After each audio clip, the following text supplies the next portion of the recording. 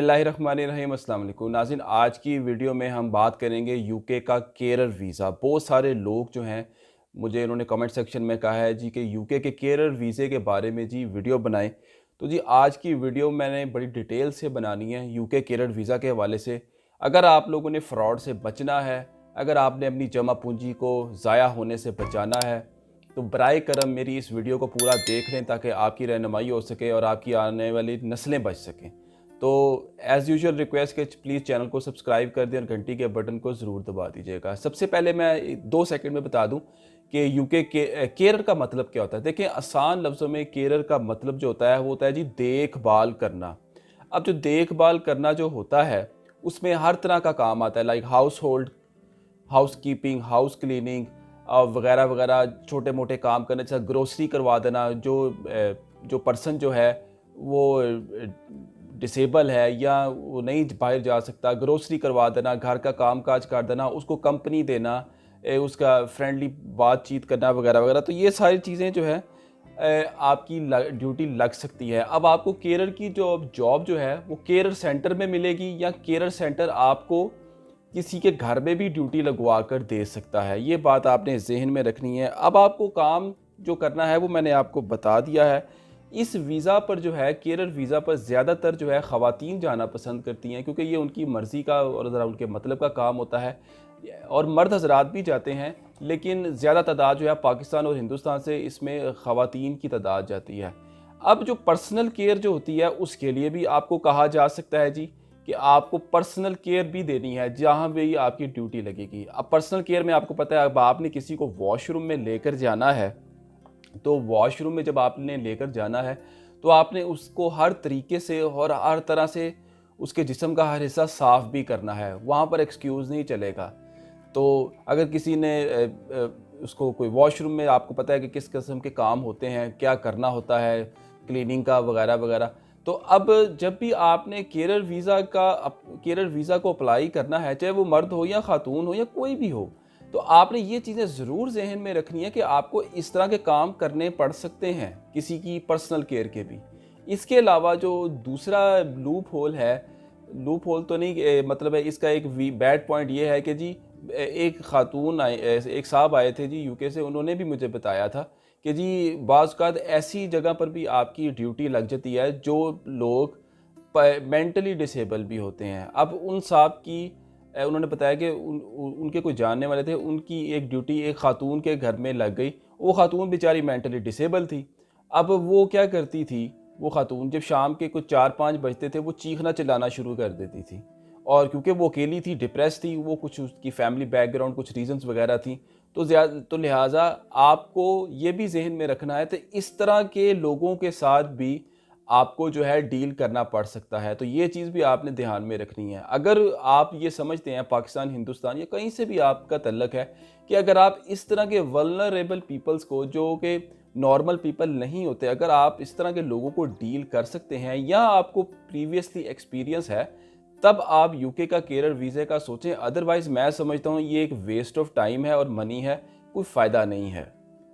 अब बात कर लेते हैं जी कि ये वीज़ा, केरल वीज़ा आपको मिलता कैसे है। यूके में बहुत सारी केरल एजेंसीज़ होती हैं, वो आगे रिक्रूटमेंट एजेंसीज़ को हायर करती हैं। वो कहती हैं जी कि हमें जो है इतने इस महीने या इस टाइम पीरियड में इतने केरल्स चाहिए, वो डिमांड कर देते हैं। अब जो रिक्रूटमेंट एजेंसीज़ होती हैं वो आगे पाकिस्तान, इंडिया में उनके कोई एजेंट होते हैं, तल्लक वाले लोग होते हैं, वो उनसे राब्ता करते हैं। अब वो जो आपका जो मुल्क का जो लोकल एजेंट होता है वो आपको सब्ज़ बाग दिखाता है वाया रिक्रूटमेंट एजेंसीज़। अब वो क्या एजेंट और रिक्रूटमेंट एजेंसीज़ आपको सब्ज़ बाग ये दिखाएँगे कि जी 5 साल के बाद आपको पासपोर्ट मिल जाएगा जी, आपकी नेशनलिटी पक्की, आप पूरी फैमिली के साथ जाएँगे जी, रिहाइश फ्री, खाना फ्री, सैलरी भी हर महीने मिलेगी, और हेल्थ केयर चार्जेस भी, हेल्थ में भी सहूलतें मिलेंगी, दवाइयाँ अच्छी हैं जी वगैरह वगैरह, आपके बच्चे स्कूल में फ्री पढ़ेंगे वगैरह वगैरह। इस तरह के सब्ज़ बाग वो आपको दिखाएँगे। और लोग जो हैं इस वक्त अक्सरियत बरे-सग़ीर में परेशान है, हालात मुल्कों के ऐसे हैं कि जी आप लोग ना चाहते हुए भी मजबूर हो जाते हैं जी कि जी अपनी जमा पूंजी बेचने के लिए। आप लोग क्या करते हैं, क्योंकि पाकिस्तान की अगर स्पेसिफिकली बात की जाए तो पाकिस्तान में तो सिचुएशन बहुत टफ़ है और बड़े मुख्तलिफ़ किस्म के हालात चल रहे हैं लोगों के, तो आप लोग बेचारे फ्रस्ट्रेशन में आकर ये गलत फ़ैसला कर लेते हैं। आप क्या करते हैं जी, आप अपनी ज़मीन जायदाद सारा कुछ बेचते हैं और जो जी एजेंट को दे देते हैं वीज़ा लगवाने के लिए। अब वो एजेंट जो है वो आपसे 20 से 25,000 पाउंड जो है वो डिमांड करता है। अब 20,000 पाउंड जो होता है, अब आज की डेट में पाकिस्तान का 80 से 82 83 लाख रुपया बनता है। अब 80 से 82 लाख रुपया आप देने के लिए तैयार हो जाते हैं जी, और अपने सारे ज़मीन जायदाद बेच देते हैं जी, और आप उसका केरल वीज़ा लगवा लेते हैं और आप चले जाते हैं। चलें जी, आप चले गए और वीज़ा लग भी जाता है। इसमें कोई ऐसी बात नहीं है कि अगर आप थोड़ा बहुत, उनकी रिक्वायरमेंट कोई इतनी ज़्यादा नहीं होती, वीज़ा लग जाता है। फिर अब होता है असल फ्रॉड शुरू। यहाँ से आपने वीडियो को बड़ा गौर से देखना है। जब वहाँ पर आप जब चले जाते हैं तो उधर जाकर आपको ये पता चलता है जी कि केरल सेंटर में, केरल होम में जी मज़ीद वर्कर्स की ज़रूरत नहीं है। तो आप उधर हो जाते हैं बहुत ज़्यादा परेशान, और परेशानी की बात है भी।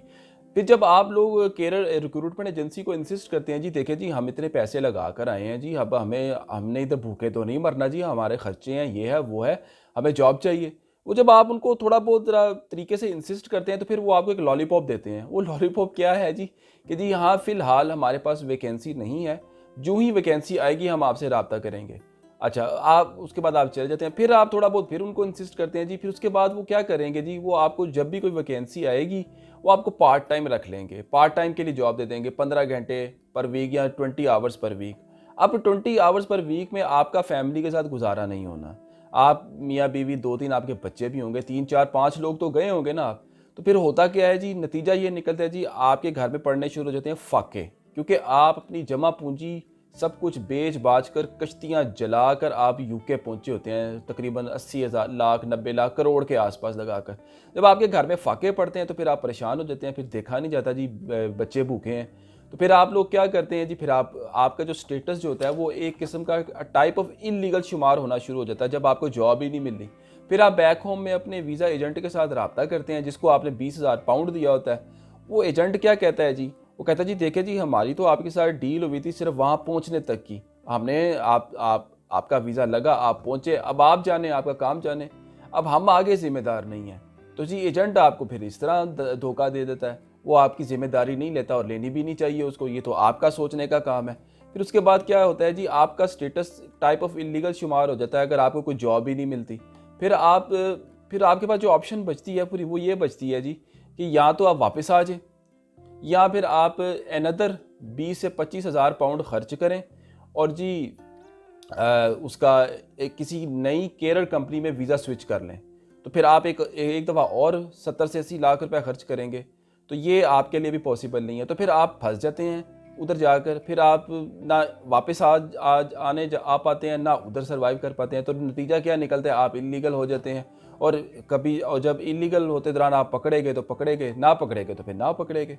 तो ये चीज़ें आपने केरल वीज़ा अप्लाई करने से पहले ज़रूर सोचनी है। ये एक फ़्रॉड है, इस फ्रॉड को ज़रा आंखें खोल कर ज़रा आइडेंटिफाई करें। और मेरा वीडियो के आखिर में मैं यही कहूँगा, मेरा आपको ज़ाती मशवरा ये ही है कि आप यूके का केरल वीज़ा अप्लाई ना करें।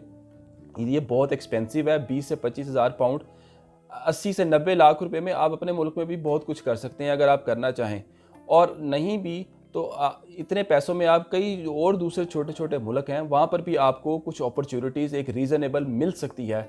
अगर आपने पैसे लगाने ही हैं इतने, तो आप किसी और मुल्क में जाकर लगा लें। यूके का जो है पैसे लगाना यूके में इस वक्त वेस्ट ऑफ टाइम और वेस्ट ऑफ मनी है, क्योंकि उनका भी ब्रेक्जिट हो चुका है, इन्फ्लेशन उधर भी बहुत ज़्यादा है। 400 वो से ऊपर पाउंड चला गया। वो तो खैर हमारी करेंसी की वजह से गया, उसमें उनका कोई कसूर नहीं। महंगाई उधर भी हो चुकी है।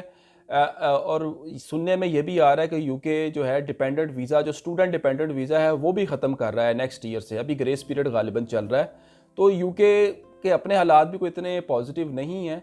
तो क्योंकि वो जब उनकी इकोनॉमी थोड़ी सी डाउन होती है तो वो स्टूडेंट वीज़ा खोल देते हैं, धड़ाधड़ स्टूडेंट फिर जाते हैं, 50-50 लाख 40-40 लाख फीस जमा करते हैं। तो ये एक उनका कारोबार है। वो आपको एक कारोबार के चक्कर में आपको वीज़ा दे देते हैं। लेकिन आपने ये सोचना है कि आया ये केरल वीज़ा आपको सूट करता है कि नहीं, क्या आया आपके पास इतने पैसे हैं कि नहीं। अगर आपके पास पैसे हैं भी और अगर आप किसी से उधार लेकर भी ये केरल वीज़ा अप्लाई करते हैं, तो आपको फिर भी ये सोचना है कि क्या आप उधर जाके सर्वाइव कर सकते हैं अपनी फैमिली के साथ कि नहीं।